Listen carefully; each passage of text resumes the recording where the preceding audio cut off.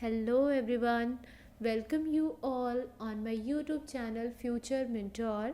इस वीडियो में हम 2019 के क्वेश्चन पेपर को सॉल्व करने जा रहे हैं। स्पेशली सीडीपी सेक्शंस के क्वेश्चंस को हम सॉल्व करेंगे जो 30 क्वेश्चंस पूछे गए हैं 2019 में। तो आइए हम उसे डिस्कस करते हैं। Question number 1. The most critical period of acquisition and development of language is। भाषा के अर्जन एवं विकास के लिए सर्वाधिक संवेदनशील अवधि कौन सी होती है? Pre Natal period, early childhood, middle childhood या फिर एडोलेसेंस। तो जैसा कि आप जानते हैं कि सबसे ज़्यादा जल्दी जो बच्चा भाषा को अर्जित करता है वो किस स्टेज में करता है? अर्ली चाइल्डहुड में। ये सबसे सेंसिटिव, ये कह सकते हो आपकी सबसे संवेदनशील अवधि होती है प्रारंभिक बाल्यावस्था। Now moving to the next question. Which of the following is a stage of moral development proposed by Lawrence Kohlberg? Lawrence Kohlberg के द्वारा जो मोरल डेवलपमेंट के स्टेजेस दिए गए थे वे कौन से हैं? First is latency stage, the social contraction orientation, concrete operational stage या फिर इंडस्ट्री वर्सेस इन्फीरियोरिटी स्टेज। तो जैसा कि हमने पढ़ रखा है इंडस्ट्री वर्सेस इन्फीरियोरिटी की जो बात की गई है वो किस में की गई है? एरिक्सन की थ्योरी में। तो ये तो आएगा नहीं। कॉन्क्रीट ऑपरेशनल स्टेज की बात जीन पियाजे करते हैं और लेटेंसी स्टेज जैसा कि हमने देखा सिगमंड फ्रॉइड ने अपने साइकोसेक्सुअल डेवलपमेंट थ्योरी में बताया है। तो ये तीनों तो गलत है। तो इसका सही आंसर क्या आएगा? द सोशल कॉन्ट्रैक्शन ओरिएंटेशन, सामाजिक अनुबंध अभिविन्यास। Now the question number 3. During classroom discussion, a teacher often pays more attention to boys than a girl. This is an example of। कक्षा में परिचर्चा के दौरान एक शिक्षक प्राय लड़कियों की तुलना में लड़कों पर अधिक ध्यान देता है। क्या कर रहे हैं वो? लड़कियों की तुलना में लड़कों पे अधिक ध्यान देता है। तो ये किसका उदाहरण है? Gender bias, gender identity, gender relevance या फिर जेंडर कॉन्स्टेंसी। तो जैसे कि आप देख पा रहे हैं यहाँ क्या कर रहा है वो? जेंडर बायसनेस है ना, पक्षपात कर रहा है जेंडर में। किस पे ज़्यादा ध्यान दे रहा है? लड़कों पे। तो ये क्या कर रहा है? Gender bias. So the option number 1 is correct. Gender पक्षपात का ये एग्जाम्पल है। Now the question number 4. Which of the following is an effective strategy to reduce children's gender stereotyping and gender role conformity? बच्चों में gender रूढ़िबद्धता एवं gender भूमिका अनुरूपता को कम करने के लिए निम्नलिखित में से कौन सी पद्धति प्रभावशाली है? जेंडर पक्षपात के बारे में परिचर्चा, जेंडर विशिष्ट भूमिकाओं को महत्व देना, जेंडर पृथक खेल समूह बनाना या फिर जेंडर पृथक बैठने की व्यवस्था करना। ठीक है, तो इसका सही आंसर क्या आएगा? जेंडर पक्षपात के बारे में परिचर्चा करना, डिस्कशन करना about gender bias. Question number 5.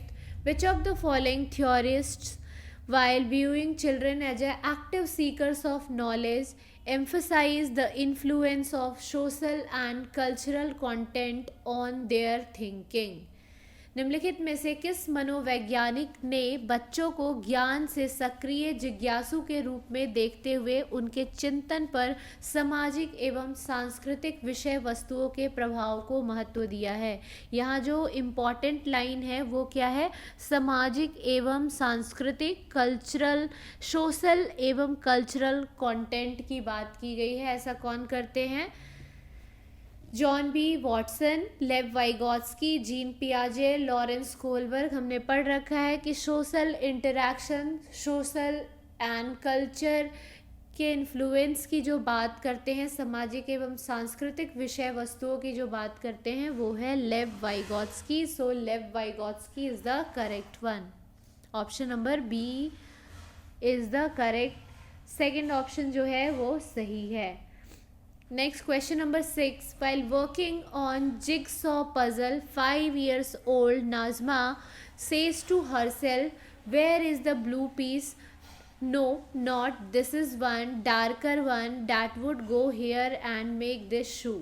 अब आप यहाँ देख पा रहे हैं कि जो नाजमा जो 5 वर्ष की है वो स्वयं से कहती है कि नीला टुकड़ा कहाँ है, नहीं यह वाला नहीं है, गाढ़े रंग वाला है जिससे यह जूता बन जाएगा।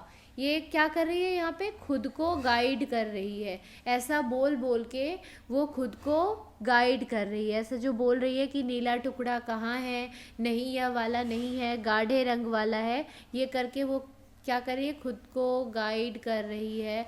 खुद को गाइड करने के लिए इसे वाइगोत्स्की ने अपनी थ्योरी में क्या कहा है, private speech, talk allowed, scaffolding, egocentric speech. तो अकॉर्डिंग टू लेव वाइगोत्स्की ये क्या है, प्राइवेट स्पीच है, व्यक्तिगत वार्ता है जो कि बच्चा इस्तेमाल करता है, यूज़ करता है खुद को गाइड करने के लिए, जबकि इसी को जीन पियाजे ने क्या कहा है, ईगोसेंट्रिक स्पीच, आत्म केंद्रित वार्ता कहा है।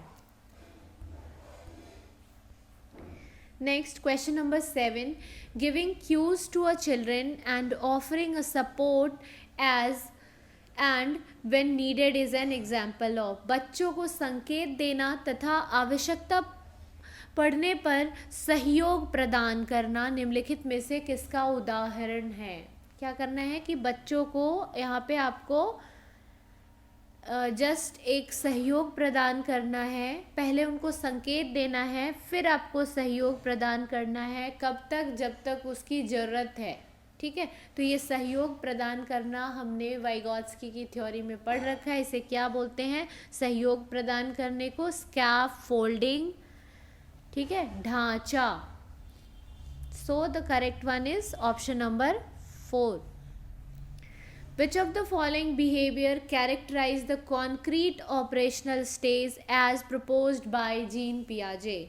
जीन पियाजे ने जो 4 स्टेजेस ऑफ डेवलपमेंट को दिया है उसमें से कॉन्क्रीट ऑपरेशनल स्टेज, मूर्त संक्रियात्मक अवस्था की विशेषता क्या है। वंस अगेन थ्योरी पढ़ाते टाइम भी मैंने आपको बताया था कि आपसे जो क्वेश्चंस पूछे जाएंगे वो बेसिकली स्टेजेस के फीचर्स पूछे जाते हैं कि उस स्टेज में क्या क्या फीचर आता है। तो यहाँ आपसे क्या पूछा गया है, कॉन्क्रीट ऑपरेशनल स्टेज में क्या आएगा। First one is hypothetico deduction reasoning, propositional thought. Second one is conservation and class inclusion. Third one is deferred imitation and object permanence. And the fourth one is make believe play, irreversibility of the thought. ठीक है, इसमें क्या आएगा, correct answer क्या होगा, conservation. यहाँ क्या होता है, बच्चों में कंजर्वेशन आ जाती है, जबकि ये इरिवर्सिबिलिटी जो है ये आपका सेकेंड स्टेज में होता है। ठीक है, और जो आपका ऑब्जेक्ट परमानेंस है ये आपके फर्स्ट स्टेज में आता है। So the correct one is conservation, जहाँ बच्चे को पता लगने लगता है कि 2 लीटर पानी अगर बाउल में रखी है या फिर किसी ग्लास में रखी है, दोनों ही बराबर है, दोनों में अमाउंट बराबर है, इसी को कंजर्वेशन कहते हैं।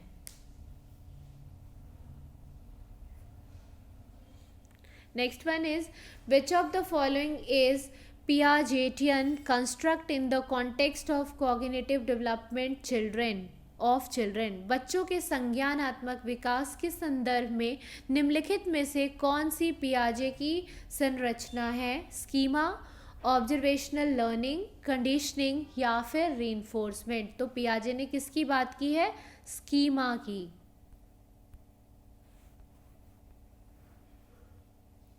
Now next, primary objective of assessment should be assigning rank to student, understanding children's clarity and confusion about related concepts, leveling students as per their score, marking pass और fail in the report card। आकलन का प्राथमिक उद्देश्य क्या होना चाहिए, क्या मतलब आकलन करते टाइम आपका क्या उद्देश्य होगा क्या आप बच्चों को क्या करेंगे, पास और फेल उसके रिपोर्ट कार्ड में लिखना बस यही आकलन है? नहीं, तो ये तो गलत हो गया। Levelling students as per their score, उनके स्कोर के अकॉर्डिंग हम उनको लेवल करना स्टार्ट करेंगे, या फिर हम असाइन करेंगे रैंक स्टूडेंट को। ये ऑब्जेक्टिव है क्या हमारा कि विद्यार्थियों के लिए श्रेणी निश्चित करना? नहीं, ये भी बिल्कुल गलत है। स्टूडेंट को रैंक के उनके प्राप्त अंक के आधार पर नामांकित करना, बिल्कुल गलत। यहाँ हम क्या करते हैं, स्टूडेंट को अंडरस्टैंड करते हैं, understanding children's clarity and confusion about related concepts. जो स्टूडेंट जो पर्टिकुलर कॉन्सेप्ट्स को पढ़ रहे हैं उसमें उनकी कितनी क्लैरिटी है और क्या क्या कंफ्यूजन है, इसको जानने के लिए हम आकलन करते हैं। So the option number 2 is the correct one. Now the question number 11, which of the following statement about intelligence is correct? Intelligence के बारे में, बुद्धि के बारे में कौन सी स्टेटमेंट सही है? Intelligence is a fixed ability determined at the time of the birth only. बुद्धि एक निश्चित योग्यता है जो जन्म के समय ही निर्धारित होती है? नहीं। Intelligence can be accurately measure and determined by using standardized test. क्या हम इंटेलिजेंस को स्टैंडर्डाइज्ड टेस्ट से मेजर कर सकते हैं accurately? Intelligence is unitary factor and a single trait. बुद्धि एकात्मक कारक तथा एकाकी विशेषक है। Intelligence is multi dimensional and a set of complex abilities. तो आपका जो आपने पढ़ रखा भी होगा, इंटेलिजेंस क्या है, ये मल्टी डायमेंशनल है and set of complex abilities इसमें आती है। ठीक है, सो 11th का जो आंसर होगा आपका क्या होगा, ऑप्शन नंबर 4। बुद्धि जो है वो क्या है, बहुआयामी है तथा जटिल योग्यताओं का समूह है। Next one is Ruhi always thinks of a multiple solution to a problem many of which are original solution. Ruhi is displaying characteristic of an। Ruhi हमेशा समस्या के एकाधिक समाधानों के बारे में सोचती है, इनमें से काफ़ी समाधान मौलिक होते हैं। रूही किन गुणों का प्रदर्शन कर रही है? क्या कर रही है, हर एक चीज़ का मल्टीपल सोल्यूशन ढूंढ रही है। तो इसको क्या बोलते हैं, डाइवर्जेंट थिंकिंग। मल्टीपल सोल्यूशन किससे रिलेटेड होता है आपका, डाइवर्जेंट थिंकिंग से, जिसमें आप एक से अधिक चीज़ों के बारे में सोचते हैं, जिसको हिंदी में क्या बोलते हैं, अपसारी चिंतन। ठीक है ना। तो अब यहाँ आप देख पा रहे होंगे अपसारी चिंतन तो है नहीं, क्या आएगा यहाँ पे, क्रिएटिव थिंकिंग का ये एग्जाम्पल है, जब आप एक से ज़्यादा सोल्यूशन को ढूंढ पा रहे हैं, सोच पा रहे हैं। सृजनात्मक विचार का ये एग्जाम्पल है। So option number A is the first is the correct one. Now moving to the question number 13. In a situation of less participation of students belonging to deprived group in a teaching learning process, a teacher should। शिक्षण अधिगम प्रक्रिया में वंचित समूह से संबंधित विद्यार्थियों के द्वारा सहभागिता कम होने की स्थिति में एक शिक्षक को क्या करना चाहिए? अगर एक पर्टिकुलर ग्रुप से लोग पार्टिसिपेट नहीं कर रहे हैं, एक डिप्राइव्ड ग्रुप से स्टूडेंट्स पार्टिसिपेट नहीं कर रहे, तो एक टीचर को क्या करना चाहिए? बच्चों को विद्यालय छोड़ने के लिए कहना चाहिए? नहीं, बिल्कुल ऐसा नहीं हम कह सकते हैं। इस स्थिति को जैसी है वैसे स्वीकार लेना चाहिए। इन विद्यार्थियों से अपनी अपेक्षाओं को कम करना चाहिए। रॉन्ग। अपनी शिक्षण पद्धति पर विचार करना चाहिए तथा बच्चों की सहभागिता में सुधार करने के लिए नए तरीके ढूंढने चाहिए। यहाँ क्या करना चाहिए टीचर को कि अपनी खुद की टीचिंग पे रिफ्लेक्ट करना चाहिए और उनको वेज ढूंढना चाहिए जिससे वो खुद की टीचिंग स्टाइल या फिर टीचिंग प्रैक्टिस को इम्प्रूव कर सकते हैं, सो डैट मैक्सिमम स्टूडेंट्स का इन्वॉल्वमेंट हो। So option number 4 is the correct one. Question number 14।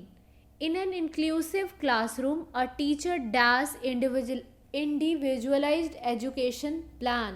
एक समावेशी कक्षा में एक शिक्षक को विशिष्ट शैक्षिक योजनाओं को तैयार करना चाहिए, कभी तैयार नहीं करना चाहिए, सक्रिय रूप से तैयार करना चाहिए, तैयार करने के लिए हतोत्साहित होना चाहिए। टीचर को क्या करना चाहिए इंक्लूसिव क्लासरूम में?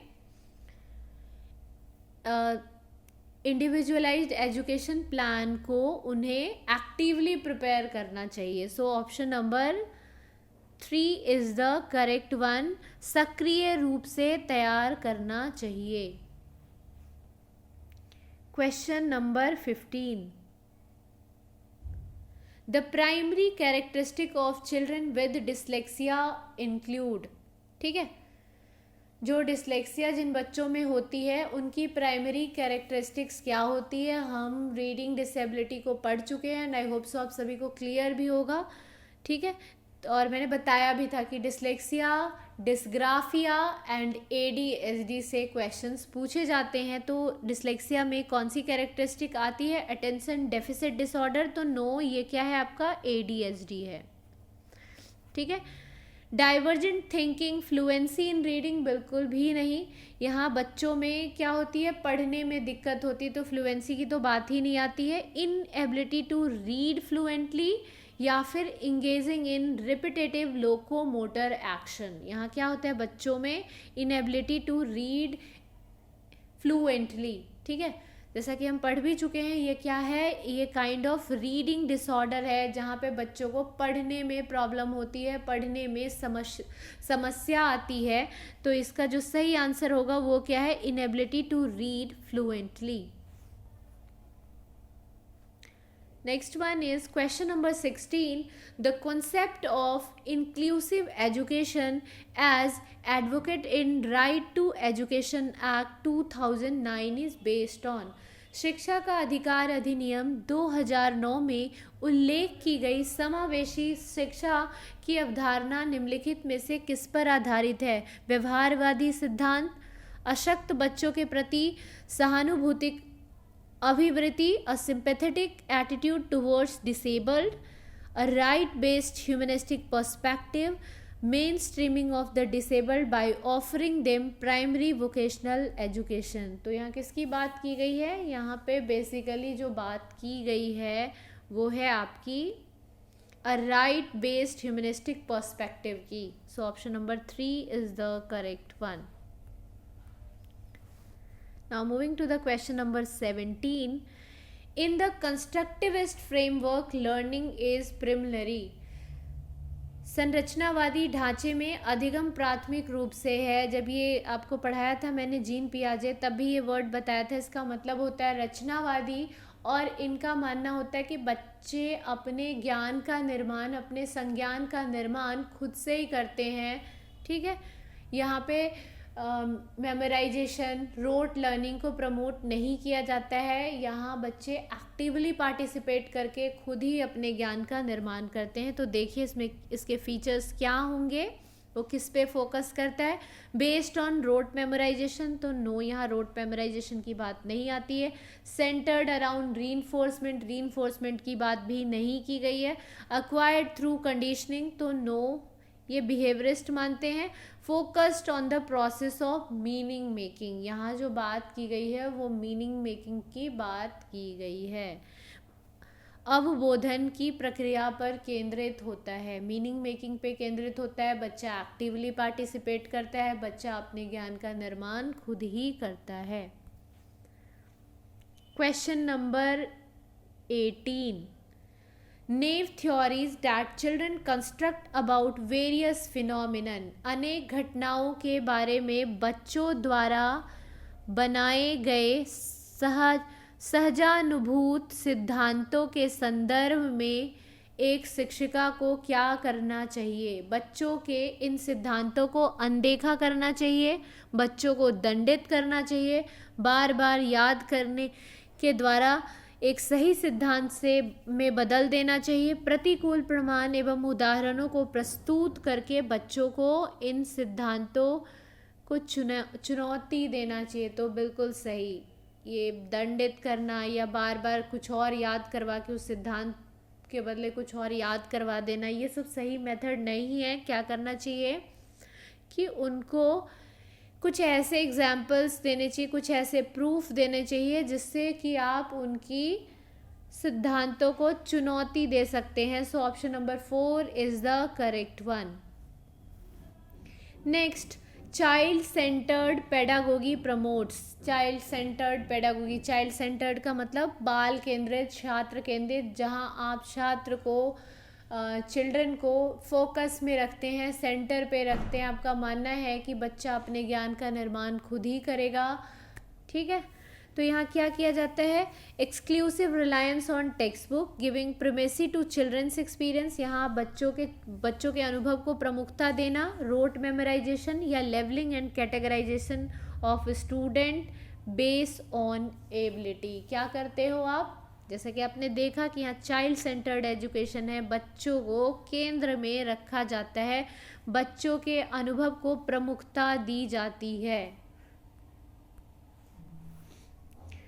Question number 20, emotion and cognition are each other. संवेग एवं संज्ञान एक दूसरे से हैं, पूर्णतया अलग, स्वतंत्र, सन्निहित या संबंधित नहीं है। जो आपका इमोशन है और कॉग्निशन है, क्या वो कंप्लीटली सेपरेट फ्रॉम है या फिर वो एक दूसरे से कनेक्टेड है या वो एक दूसरे से इंडिपेंडेंट है या फिर वो एक दूसरे से रिलेटेड नहीं है। तो इसका सही आंसर क्या होगा कि वो एक दूसरे से इंटरवोवन है, मतलब वो एक दूसरे में सन्निहित है।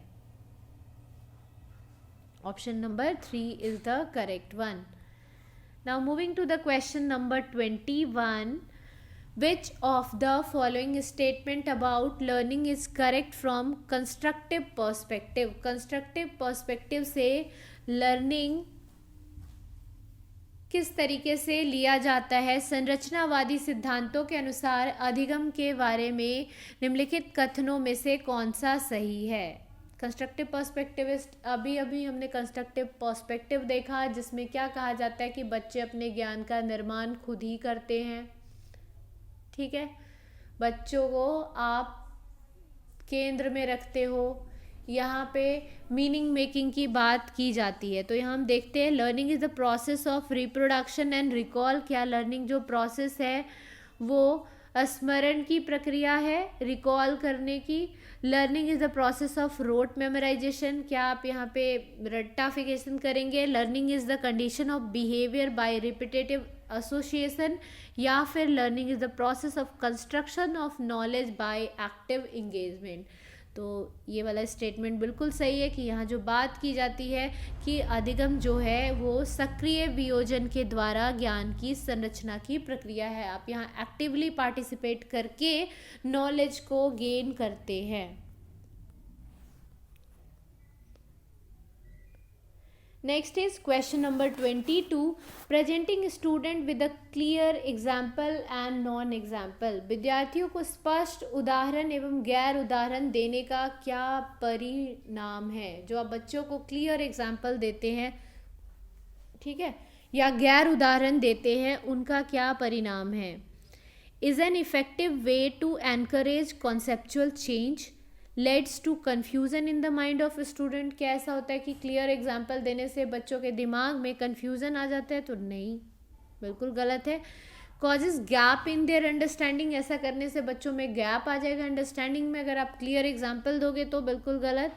Focuses on procedural knowledge rather than conceptual understanding, means यह अवधारणा समझ के बजाय कार्यविधिक प्रतिक्रिया ज्ञान पर ध्यान केंद्रित करता है, ये भी गलत है। So the correct one is it is an effective way to encourage conceptual change. Option number A is the correct one, first जो है वो सही है। Next question is repeatedly asking children to engage in learning activities either to avoid punishment or to gain a reward। बच्चों को अधिगम गतिविधियों में भागीदारी करने के लिए लगातार पुरस्कार देना व दंड का प्रयोग करने से क्या प्रभाव पड़ता है।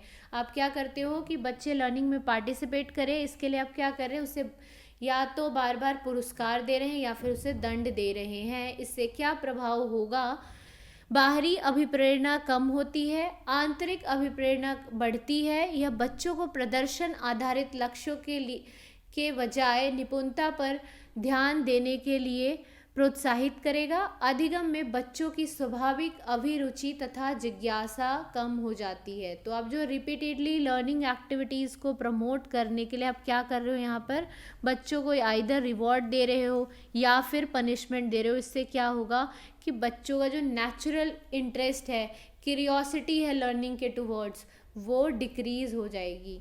अधिगम में बच्चों की जो स्वाभाविक अभिरुचि या जिज्ञासा है वो कम हो जाएगी ऐसा करने से, कि आप रिपीटेडली उसको या तो बार बार क्या कर रहे हैं, या तो उसको पुरस्कार ही दिए जा रहे हैं या फिर दंड ही दिए जा रहे हैं। ऐसा नहीं कर रहे हैं कि कभी पुरस्कार दिया कभी दंड दिया, आप लगातार एक ही चीज़ फॉलो कर रहे हैं। इससे बच्चों में जो नेचुरल इंटरेस्ट है, क्यूरियोसिटी है लर्निंग के टुवर्ड्स, वो डिक्रीज हो जाएगी। So option number 4 is the correct one. Now question number 24, Which of the following practices promote meaningful learning?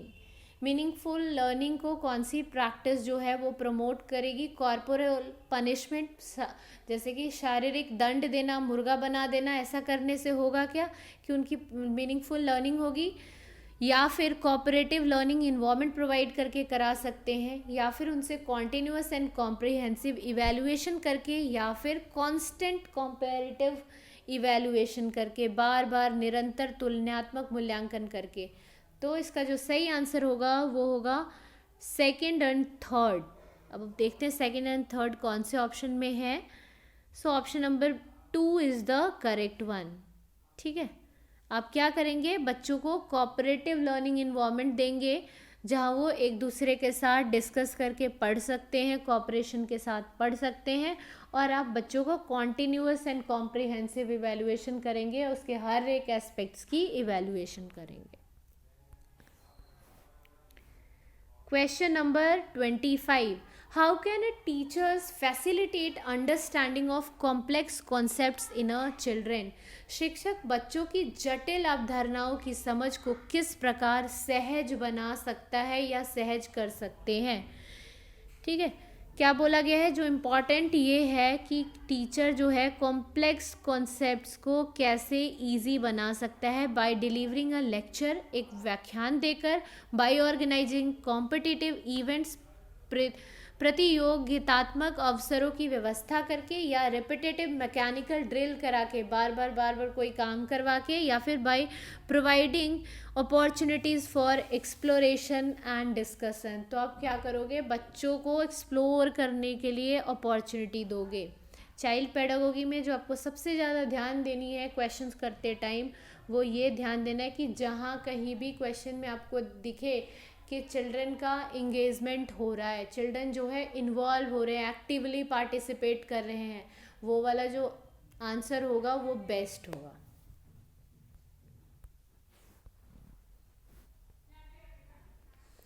A primary school teacher can encourage children to become effective problem solvers. एक प्राथमिक शिक्षक की अध्यापिका, प्राथमिक विद्यालय की अध्यापिका बच्चों को एक प्रभावशाली समस्या समाधानकर्ता बनने के लिए किस प्रकार से प्रोत्साहित कर सकती है? Offering materialistic rewards for every small task, emphasizing only on procedural knowledge, dismissing and penalizing incorrect answer, encouraging children to make intuitive guess and then brainstorming on the same. So fourth one is the correct. वो क्या करेगी, बच्चों को encourage करेगी कि वो पहले guess करे और फिर उस पर ब्रेनस्टॉर्मिंग करे, उस पर डिस्कशन करे। ठीक है,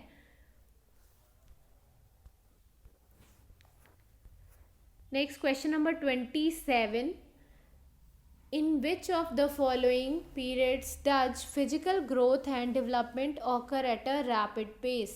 निम्नलिखित अवधि में से किस में शारीरिक वृद्धि एवं विकास तीव्र गति से घटित होता है? तो हमने डेवलपमेंट चैप्टर में ही पढ़ रखा है कि बच्चों का जो सबसे ज़्यादा डेवलपमेंट होता है, चाहे वो मेंटल हो या फिर फिजिकल हो, वो सबसे तेज़ी से जो डेवलपमेंट होता है वो बेसिकली इन्फेंसी और अर्ली चाइल्डहुड में होता है, 2 से 5 साल की अवस्था में होता है, 2 to 5 ईयर्स में। तो इसका जो करेक्ट आंसर होगा वो क्या होगा आपका? Early child, infancy and early childhood. Option number A, 2 to 5 years में बच्चों में physical as well as mental growth, जो बच्चों का शारीरिक एवं मानसिक विकास की गति जो होती है वो सबसे तेज होती है और उसके बाद फिर किशोरावस्था में तेज होती है। Next one is 28, which of the following is not a principle of development? निम्नलिखित में से कौन सा विकास का सिद्धांत नहीं है? Development is life long, development is modifiable, development is influenced by both heredity and environment, and development is universal and culture contents do not influence it. बाकी सारे तो सही है। आप ऑप्शन नंबर 4 को देख सकते हैं, यूनिवर्सल तो होता है लेकिन ऐसा नहीं है कि कल्चरल कंटेंट का उस पर प्रभाव नहीं पड़ता है। सो ये वाला जो है ये गलत है। It's not a principle of development, so the fourth option is the correct one. Now moving to the question number 29, the primary cause of individual variation. व्यक्तिगत विभिन्नताओं का प्राथमिक कारण क्या है? जैसा कि हमने पढ़ा है कि व्यक्तिगत विभिन्नता जो आती है वो किसकी वजह से आती है? मेनली हेरिडिटी एंड इन्वायरमेंट की वजह से। जो आप जो जीन्स कैरी करते हो अपने मदर एंड फादर से या फिर जिस इन्वायरमेंट में आप रहते हो उसके वजह से आप में व्यक्तिगत विभिन्नताएं आती है। हेरिडिटी एंड इन्वायरमेंट की वजह से आप में व्यक्तिगत विभिन्नताएं आती है।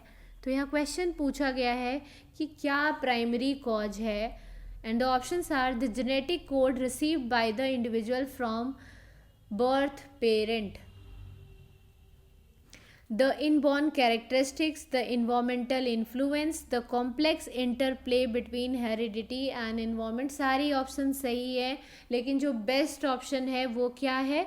Complex interplay between the heredity and the environment. Heredity और इन्वायरमेंट का जो कॉम्प्लेक्स इंटरप्ले है, ठीक है ना, ये दोनों एज अ प्रोडक्ट काम करते हैं चाइल्ड के डेवलपमेंट में और साथ में इंडिविजुअल को डिफरेंस को डिसाइड करने में। तो आनुवांशिकता एवं पर्यावरण के बीच जो जटिल पारस्परिक क्रिया है उसके वजह से व्यक्तिगत विभिन्नताएं आती है। Option number 4 is the correct one. Now this is the last question which is question number 30। ये CDP सेक्शन का लास्ट क्वेश्चन है और आज हम यहीं तक क्वेश्चंस को करेंगे। So the question is which of the following are example of secondary socialization agency? निम्नलिखित में से कौन सा द्वितीयक समाजीकरण एजेंसी का उदाहरण है? Family and neighbourhood, family and media, school and media and media and neighbourhood. तो इसका जो करेक्ट आंसर है वो है स्कूल एंड मीडिया। ये आपका सेकेंडरी सोशलाइजेशन एजेंसी है। प्राइमरी जो होता है वो आपका फैमिली और नेबरहुड होता है। इसे भी हम एक वीडियो में डिस्कस करेंगे। कुछ कुछ टॉपिक रहते हैं लाइक कोलबर्ग, सोशलाइजेशन और इंटेलिजेंस। इस टॉपिक को भी हम डिटेल वे में डिस्कस करेंगे। तो ये कुछ क्वेश्चंस थे जो हमने डिस्कस करा जो कि 2019 के पेपर में CTET में आया हुआ है। तो आई होप सो आप सभी को ये वीडियो पसंद आया होगा। अगर वीडियो पसंद आया है तो प्लीज़ वीडियो को लाइक करें एंड चैनल को सब्सक्राइब करें और ज़्यादा से ज़्यादा लोगों के साथ शेयर करें। Thanks for watching this video. Thank you all.